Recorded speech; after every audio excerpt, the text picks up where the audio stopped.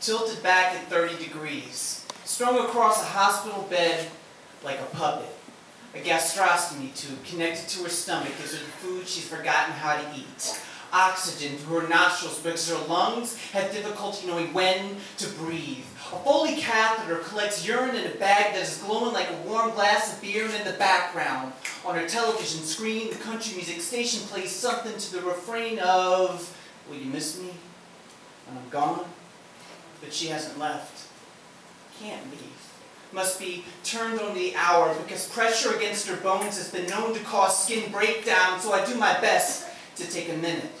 Press 2 fingers across her wrists, counting the second hand of the clock, counting the beats, while her tiny earthquake palms begin to shake from Parkinson's, Alzheimer's, end-stage dementia, acronyms I had to translate, and those who can't bring themselves to wear this white uniform might ask how I found the means.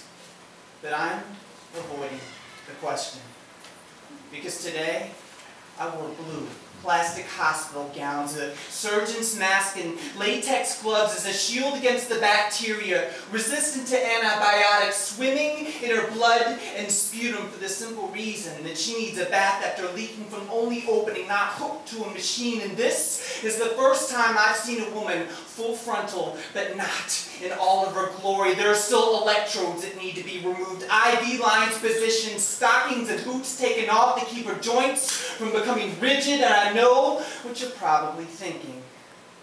Because I've said the same myself so many times, it might as well become a living will. Lord, if I ever get that way, take me from the bonds of this unbearable pain to the eternal rest. But if God doesn't hear my prayer, I'm begging someone to sign those papers, pull the plug, release me from the bonds of this life no longer worth living. And we'd all like to think it's that simple. But you see, I've read her chart.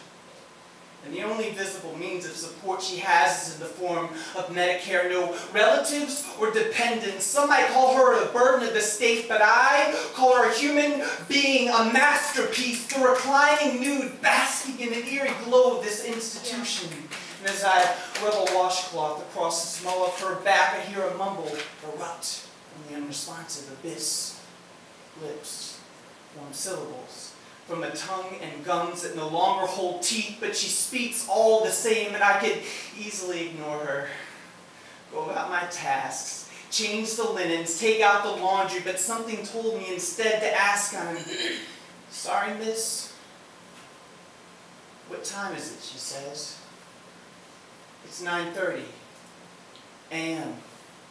And I smile, because it was the most beautiful thing I've ever seen.